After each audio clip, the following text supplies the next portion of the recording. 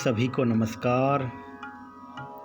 आज हम हिंदुस्तानी शास्त्रीय संगीत पद्धति, ताल लिपि पद्धति और स्वर लिपि पद्धति के सांकेतिक चिन्हों, जो कि हमारे दो महान विद्वानों ने जो स्वर लिपि बताई है, उसके बारे में आज हम जानेंगे। पंडित विष्णु नारायण भारतखंडे जी स्वर लिपि पद्धति और विष्णु दिगंबर पलुस्कर जी की स्वर लिपि पद्धति। तो दोनों ही हमारे महान विद्वान उन्होंने अपनी अपनी स्वर लिपि पद्धति दी है और यह वीडियो संगीत सीखने वाले सभी विद्यार्थियों के लिए है। तो आइए हम जानते हैं कि भातखंडे जी ने अपनी स्वरलिपि पद्धति में क्या बताया है और पंडित विष्णु दिगंबर पलुस्कर जी ने अपनी स्वरलिपि और ताल लिपि पद्धति में क्या बताया है।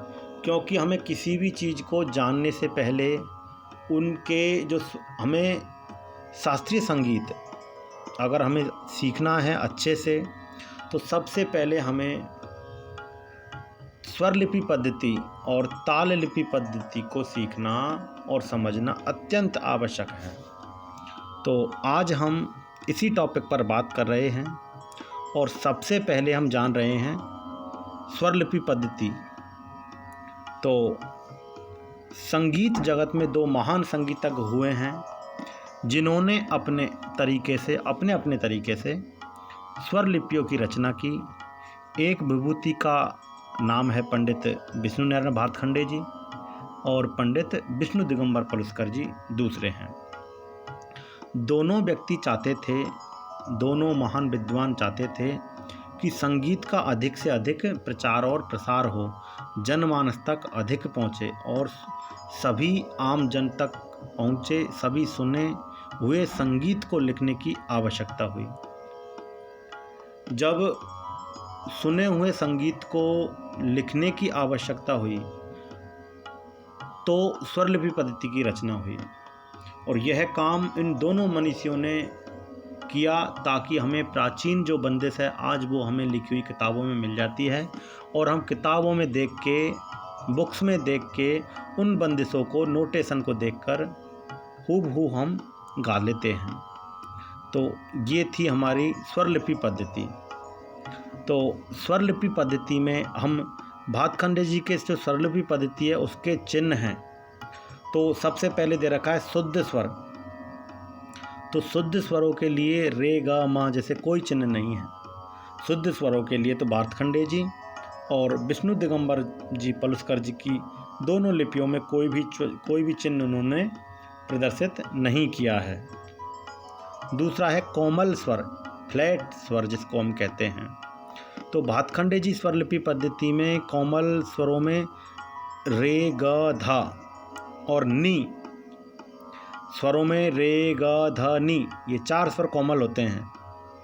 लेकिन कोमल स्वरों के लिए उन्होंने स्वरों के नीचे आड़ी पड़ी हुई रेखा का उन्होंने चिन्ह दिया है कोमल स्वरों के लिए। और विष्णु दिगंबर जी पलुस्कर जी ने कोमल स्वरों के लिए नीचे हलंत का प्रयोग किया है। रे के नीचे हलंत, गा के नीचे हलंत, ध के नीचे हलंत और नी के नीचे हलंत, यानी कि जो स्वर भी हमारे कोमल होते हैं तो भातखंडे जी ने तो आड़ी पड़ी हुई रेखा को कोमल स्वर माना है, संकेत दिया है, और विष्णु दिगंबर पलुस्कर जी ने हलंत के रूप में कोमल स्वर को इंकित किया है। अब आता है हमारा तीव्र मध्यम। ये तीव्र मध्यम इसको क्यों कहते हैं? क्योंकि रे ग धा और नी ये चारों स्वर हमारे नियत स्थान से नीचे की तरफ उतरते हैं, इसलिए ये कोमल स्वर होते हैं।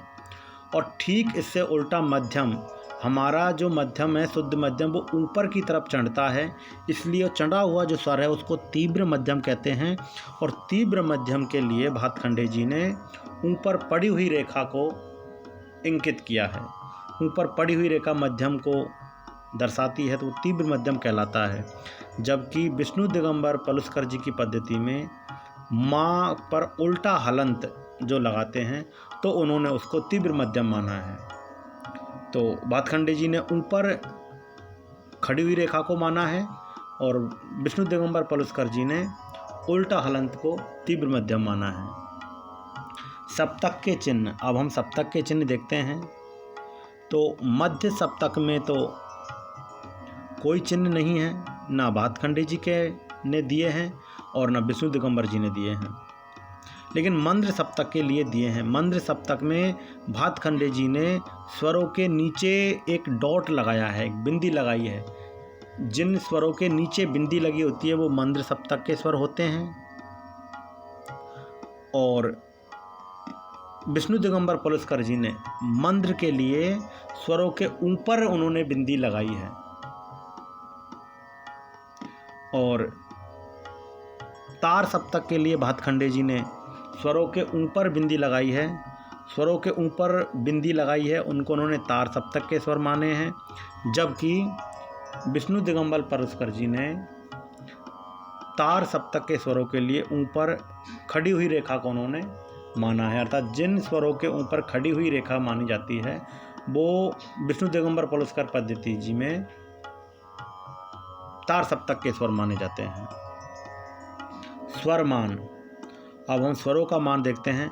एक मात्रा के लिए तो भातखंडे जी ने कोई मान नहीं दिया है, लेकिन विष्णु दिगंबर पलुस्कर जी ने एक मात्रा के लिए नीचे पड़ी हुई रेखा को उन्होंने एक मात्रा का मान दिया है। 1.5 मात्रा 1.5 मात्रा के लिए सा, आ और रे। तो पहली मात्रा सा ये तो एक है, और इसमें बीच में जो रेखा है और रे, इसको दोनों एक मात्रा है, ये 1.5 मात्रा हो गई है। ठीक इसी प्रकार से जैसे हम जब ताल झूमरा को सीखते हैं तो उसमें 1.5 मात्रा का धा आता है, ठीक ऐसे ही उसको बोलते हैं, ऐसे उसको लिखते हैं।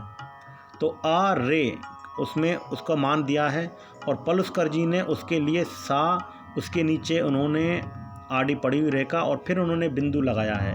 1.5 मात्रा के लिए उन्होंने ये संकेत दिया है। 2 मात्राओं के लिए पलुस्कर जी ने रे और आगे एक पड़ी हुई रेखा, गा और आगे पड़ी हुई रेखा, यानी कि एक स्वर के आगे अगर एक और पड़ी हुई रेखा होती है तो उसमें 2 मात्राओं को उन्होंने बताया है। ये उन्होंने संकेत दिया है। एक मात्रा के साथ में आगे एक और आड़ी पड़ी हुई रेखा को 2 स्वर मानते हैं। अगर दोनों को एक साथ कर देंगे तो वो एक मात्रा हो जाएगी, लेकिन जहाँ पे हमें चुप रहना है लेकिन एक मात्रा काउंट करनी है उसके लिए उन्होंने आड़ी पड़ी हुई रेखा मानते हैं। लेकिन पलुस्कर जी ने उस आड़ी पड़ी हुई रेखा को टेढ़ा मेढ़ा बताया है। आदि मात्रा के लिए उन्होंने प्रत्येक 1/2 मात्रा के लिए उन्होंने भातखंडे जी ने सारे गाँव, यानी एक मात्रा में 2 स्वरों को वो कह देते हैं, और पलुस्कर जी में उन्होंने हर स्वर के नीचे जो बिंदी लगाई है, जो गोला बनाया है, जो 0 दिया है मान, उसको वो आदि मात्रा समझते हैं। चौथाई मात्रा यानी कि 4 मात्रा बोल देना एक में, चौथाई मात्रा उसका उन्होंने संकेत दिया है, और उन्होंने उसके लिए रेगा मापा अलग अलग 4 मात्राओं को उन्होंने बताया है। अर्धविराम का प्रयोग भातखंडे जी ने सा और उसके ठीक सामने एक कॉमा लगाया है, फिर रेगा, उस पर अर्धविराम थोड़ा सा रुकना है, फिर उसको गाना है। अर्थात 1/2 में से रे और ग क्रमशः 1/4 हैं। इस प्रकार से उन्होंने भातखंडे जी ने केवल सारे गा ही बताया है। ताल लिपि पद्धति में, अब हम ताल लिपि पद्धति में देखते हैं तो सम के लिए भातखंडे जी ने क्रॉस का निशान बनाया है। अर्थात जब हम ताली सीखते हैं, ताल सीखते हैं, तो सबसे पहले जो सम का जो निशान है, संग को जो दर्शाता है, वो क्रॉस का जो निशान है, भातखंडे जी ने उसको सम माना है। लेकिन पलुस्कर जी ने जो हिंदी का 1 लिखते हैं उसको उन्होंने सम दर्शाया है। खाली के लिए भातखंडे जी ने 0 को दर्शाते हैं, 0 से दर्शाते हैं वो, और पलुस्कर जी प्लस से खाली को दर्शाते हैं। विभाग के लिए एक आड़ी पड़ी हुई रेखा है, सीधी पड़ी हुई रेखा, उससे खंड विभाजन करते हैं, उसको विभाग मानते हैं, और पलुस्कर जी ने विभाग नहीं माने हैं। आवर्तन पूरी होने पर ही उन्होंने खड़ी रेखा वो लगाते हैं।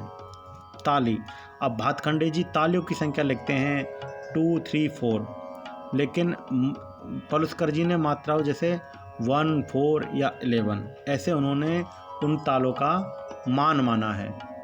अब हम बात करते हैं तालों के बाद में स्वर सौंदर्य की। तो स्वर सौंदर्य में मीड मीड के लिए उन्होंने ऊपर एक स्वर लगाया है। भातखंडे जी ने कर्ण स्वर, एक स्वर के ऊपर हल्का सा एक जो स्वर लग देते हैं उसको कर्ण स्वर कहते हैं। अर्थात जैसे पंचम पर गांधार का कर्ण है या द्वैवत का कर्ण है तो उसको टच करते हुए, छूते हुए हम उस स्वर पे आते हैं, वह कर्ण स्वर कहलाता है। खटका, खटका का अर्थ होता है जैसे कि इसमें पंचम को ब्रैकेट में बंद कर रखा है। जब पंचम को ब्रैकेट में बंद कर रखा है इसका मतलब है पहले आपको वही स्वर बोलना है, लेकिन उसके बाद में आपको उससे आगे वाला स्वर, फिर उससे नीचे वाला स्वर और फिर वही स्वर बोलना है। जैसे पा है तो पाधा मापा, तो पाधा मापा को अगर हम खटका लेंगे इस पर तो पा को दोनों उसमें बंद कर देंगे। इसका मतलब हुआ कि पा का एक खटका लेना है, पाधा मापा उसको बोलना है। और पलुस्कर जी ने भी ठीक ऐसे ही माना है। गीतीय स्वर का उच्चारण, तो गीतीय स्वरों के उच्चारण के लिए जहाँ एक मात्रा चुप रहना है वहाँ पे हमें स्वर सौंदर्य में भातखंडे जी ने जैसे शाम है तो शा, उसमें एस एस, उसको शा आ म, एस का उन्होंने निशान दिया है। जबकि पलुस्कर जी ने बिंदियों का, डॉट का प्रयोग उन्होंने बताया, उन्होंने डॉट का प्रयोग उसमें बताया है। तो हिंदुस्तानी शास्त्रीय संगीत को सीखने के लिए इन दोनों महानुभावों ने जो स्वरलिपि पद्धति दी है उसको बहुत गहनता से समझना है, सीखना है। और जब आप इन सभी स्वर सौंदर्य, ताल के चिन्हों, स्वर, शुद्ध स्वर, कोमल स्वर, तीव्र स्वर, तीनों सप्तक, मंद्र, मध्य और तार सप्तक, और इसके अलावा एक मात्रा, डेढ़ मात्रा, दो मात्रा, चार मात्रा, छः मात्रा, जिसको कि एक मात्रा में चार मात्रा कह देना चौवन हो जाती है, ये सीखना। आधी मात्रा किस प्रकार से गाते हैं, अर्धविराम का चिन्ह क्या है, सम का चिन्ह क्या है ताल में, खाली को कैसे दर्शाते हैं, विभागों को, खंडों को विभाजित कैसे करते हैं, तालियों की संख्याओं के लिए क्या लिखते हैं, भातखंडे जी ने क्या संकेत दिए हैं और पलुस्कर जी ने उसके लिए क्या संकेत बताए हैं। स्वर सौंदर्य में खटका है, मीड़ है, मुर्की है, गीतों के उच्चारण का उन्होंने दिया है। तो ये सभी हमें बहुत ध्यान से और बहुत बारीकी से सीखना है, समझना है। उसके बाद में फिर हमें शुद्ध स्वर, तीव्र स्वर, कोमल स्वर आदि के बारे में हम समझेंगे और हिंदुस्तानी शास्त्रीय संगीत को और अच्छे से सीखेंगे। फिर इसमें हम अच्छे से ख्याल गायकी, ध्रुपद, धमार गायकी और शास्त्रीय संगीत की गायकी में आगे बढ़ेंगे और बहुत अच्छे से सीखेंगे। तो मुझे उम्मीद है कि सभी बच्चे संगीत सीखने से पहले इन दोनों विद्वानों के द्वारा दी गई स्वर लिपि पद्धति और ताल लिपि पद्धति को ध्यान से, बहुत ध्यानपूर्वक समझेंगे, देखेंगे, पढ़ेंगे और अपनी नोट्स बुक्स में उसको लिखेंगे। उसके बाद में फिर आप आगे बढ़ेंगे। धन्यवाद।